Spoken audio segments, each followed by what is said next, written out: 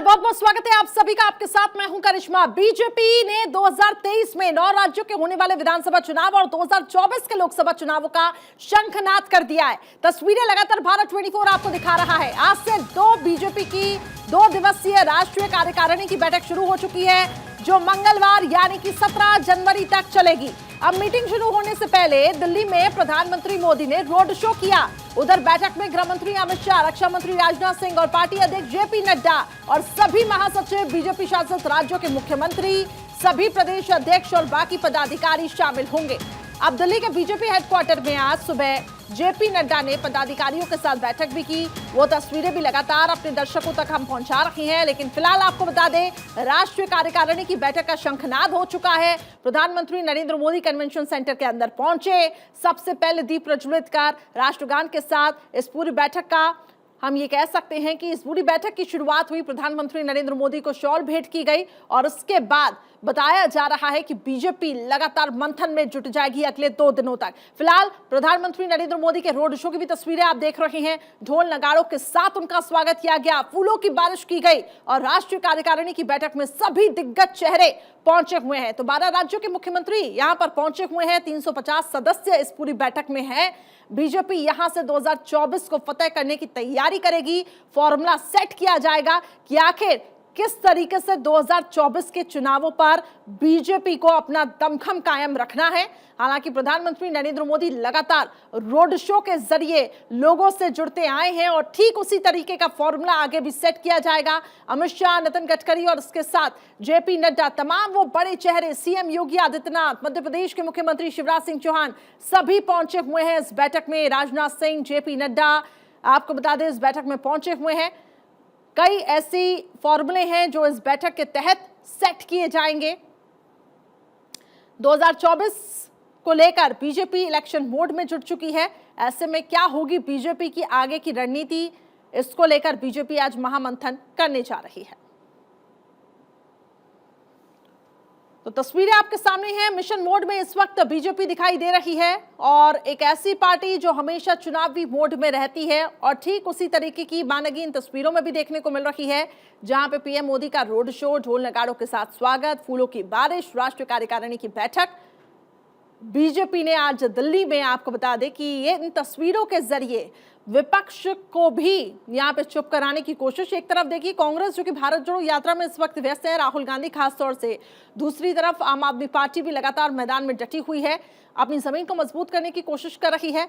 लेकिन एमसीडी चुनावों में जिस तरीके से बीजेपी की हार हुई, बीजेपी उस पर भी मंथन करेगी कि आखिर क्या फॉर्मूला सेट किया जाएगा। फिलहाल ये कन्वेंशन सेंटर के अंदर की तस्वीरें आपको दिखा रही हैं। सीएम योगी आदित्यनाथ और नितिन गडकरी, जेपी नड्डा, सीएम भूपेंद्र पटेल, मध्य प्रदेश के मुखिया शिवराज सिंह चौहान और कई ऐसे दिग्गज चेहरे हैं जो कि इस बैठक में शामिल होने के लिए पहुंचे हैं। 2 तस्वीरें आपके सामने राष्ट्रीय कार्यकारिणी की बैठक में जो बड़े चेहरे पहुंचे हैं। गृह मंत्री नरोत्तम मिश्रा को भी आप इन तस्वीरों में देख पा रहे होंगे। 350 सदस्य कुल मिलाकर इस पूरी बैठक में हैं। अगले 2 दिनों तक ये बैठक चलेगी और आज देर रात तक ये बैठक चलने के कयास हैं। और फिलहाल ये सीधी तस्वीरें आपको दिखा रही हैं। जब इस बैठक का शंखनाद हुआ, वो तस्वीर आपको दिखा रही हैं। और बैठक से ठीक पहले जब शक्ति प्रदर्शन हुआ था, बीजेपी ने एक तरीके से दमखम दिखाने की कोशिश की थी। फूलों की बारिश के साथ पीएम मोदी का स्वागत, ये रोड शो काफी ज्यादा भव्य रहा। फूलों की बारिश की गई और इन तस्वीरों में आपको दिखा रही हैं प्रधानमंत्री नरेंद्र मोदी किस तरीके से अभिवादन लोगों का स्वीकार करते हुए इन तस्वीरों में दिखाई दे रहे हैं।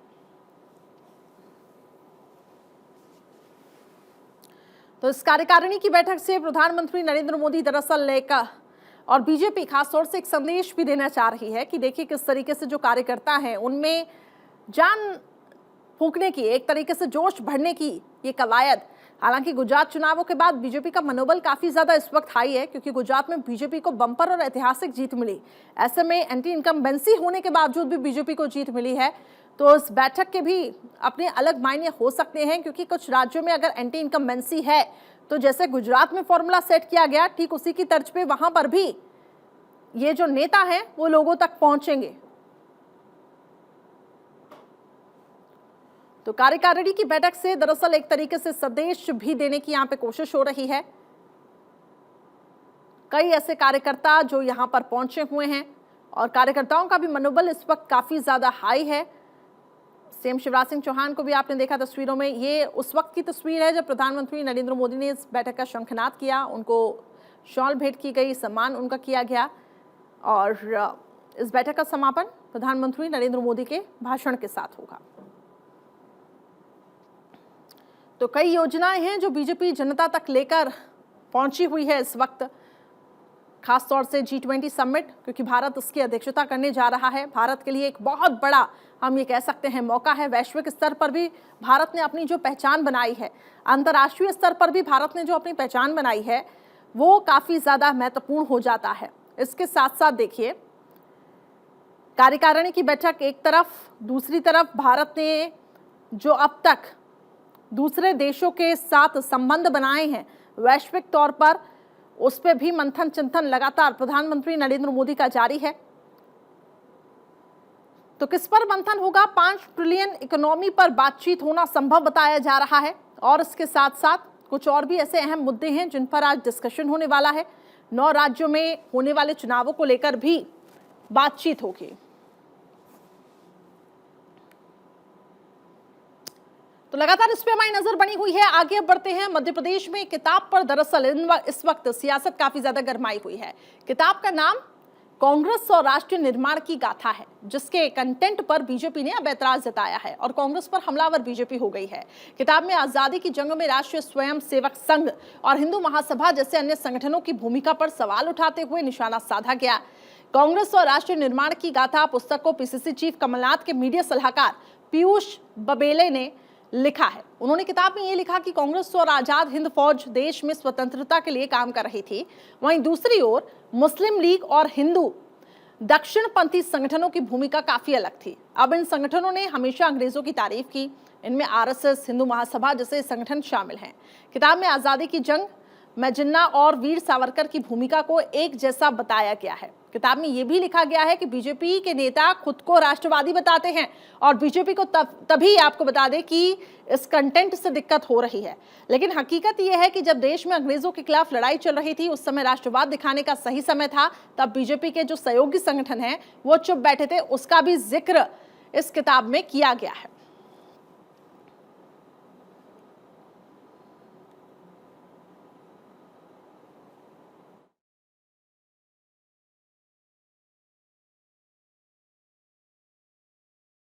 इस बुक पर मैं एक बार फिर से इसे दिखा दूं, और आपने कहा इसमें सिर्फ कांग्रेस के नेताओं का नहीं है, इसमें आदिवासी विद्रोह का जिक्र है, इसमें 1857 का जिक्र है, इसमें डॉक्टर अंबेडकर का जिक्र है, इसमें सरदार भगत सिंह का जिक्र है। ये सब तो कांग्रेस के नेता नहीं थे। जिन लोगों ने भी हिंदुस्तान की आज़ादी में और हिंदुस्तान के निर्माण में संघर्ष किया है, अपना जीवन होम किया है, उन सब का वर्णन इस किताब में किया गया है। और एक छोटा सा चैप्टर उस बारे में भी है जिन्होंने इस मुल्क के लिए कुछ नहीं किया है, उनका भी इसमें जिक्र किया गया है, क्योंकि आजकल वो खुद उन लोगों ने राष्ट्रवाद की दुकान खोल ली है और फर्जी राष्ट्रवादी जो असल में गोडसेवादी हैं वो अपने आप को राष्ट्रवादी बता रहे हैं। नहीं, कांग्रेस की जो मानसिकता है वो तो हिंदू विरोधी है। कांग्रेस ने ये तो कभी अपने इतिहास में स्वीकार ही नहीं किया कि हिंदुस्तान के लिए हिंदुओं ने कभी कुर्बानी दी हो। कभी कांग्रेस ने छत्रपति शिवाजी को तो अपना महापुरुष माना ही नहीं। कभी कांग्रेस ने महाराणा प्रताप को भी नहीं पूजा, वो तो जिंदगी भर अकबर को जूठन खाते रहे। और इसलिए कांग्रेस के दिल और दिमाग में हर हमेशा मुस्लिम परस्ती लिखी रही है और उसी आधार पर वो चलते रहे। तो राष्ट्रीय स्वयंसेवक संघ तो पैदाइश से लेकर उनको शत्रु ही दिख रहा है, क्योंकि राष्ट्रीय स्वयंसेवक संघ के कारण कांग्रेस की जो जिन्ना मानसिकता थी वो जग जाहिर हुई। यह बवाल इसलिए है कि भारतीय जनता पार्टी को हकीकत स्वीकार करने में परहेज है।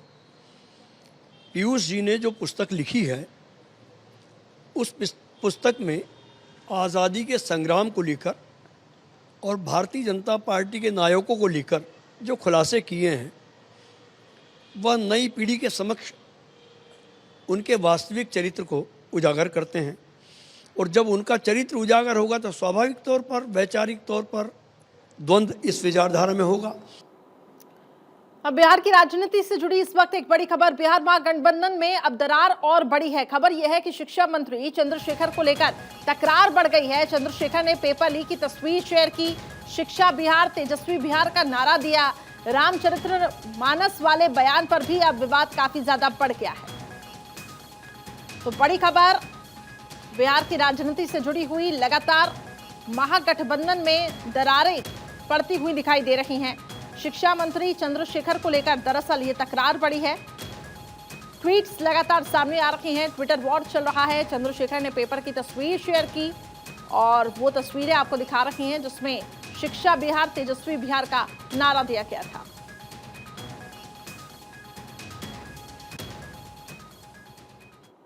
वहीं इससे पहले देखिए बिहार के जो डिप्टी सीएम हैं तेजस्वी यादव शिक्षा मंत्री चंद्रशेखर यादव का बचाव भी करते हुए वो नजर आए। वो बयान सुनवाते हैं। पहले ये लोग बात करते थे कि नीतीश कुमार जी को उपराष्ट्रपति बनाना है। मेरा मानना है कि देश का जो संविधान है वो सबसे पवित्र किताब है और देश जो है संविधान से चलता है। राष्ट्रीय अध्यक्ष जी ने हमको सिखाया है कि विवेक और धैर्य भी मजबूती है। वहीं देखिए गठबंधन में आखिर खींचतान क्यों है ये जरा समझिए। जेडीयू ने शिक्षा मंत्री पर कार्रवाई की मांग की है। अब शिक्षा मंत्री के बयान पर तेजस्वी फैसला ले, जेडीयू का ये कहना है। तेजस्वी यादव ने शिक्षा के बयान का बचाव भी किया। संविधान सबसे पवित्र ग्रंथ है, तेजस्वी यादव ने बचाव करते हुए कहा। शिक्षा मंत्री चंद्रशेखर ने दरअसल नया नारा दिया, शिक्षा बिहार तेजस्वी बिहार का नारा दिया। शिक्षा मंत्री ने रामचरितमानस पर यह बयान दिया था। रामचरितमानस नफरत फैलाने वाला ग्रंथ है, ये बयान दे दिया। इसके बाद विवादों में घिर गए। अब शिक्षा मंत्री के रामचरितमानस वाले बयान पर संग्राम इस वक्त काफी ज्यादा मचा हुआ है और यही वजह है कि तेजस्वी यादव पर भी सवाल खड़े हो रहे हैं। महागठबंधन पर भी दरारें पड़ती हुई दिखाई दे रही हैं। तो जेडीयू करे कार्रवाई की मांग, लेकिन आरजेडी संविधान की एक तरफ बात कर रही है और यही अपडेट मिल रही है अंदर खाने से कि आरजेडी और जेडीयू में तनातनी इस वक्त चल रही है। गठबंधन में दरार के संकेत है, लेकिन फिलहाल थोड़ा सा इंतजार करना होगा क्योंकि अभी तक आपको बता दें कि बयानों का दौर इस वक्त काफी ज्यादा हाई है। एक तरफ इस बयान की निंदा हो रही है, रामचरितमानस वाला जो बयान सामने आया था कि नफरत फैलाने वाला ग्रंथ है। सवाल यही उठ रहा है कि आखिर ये किस तरीके की राजनीति, क्या ये ध्रुवीकरण की राजनीति कर रहे हैं? लेकिन अगर कर रहे हैं तो इसका फायदा नहीं, नफा नुकसान जरूर उठाना पड़ सकता है।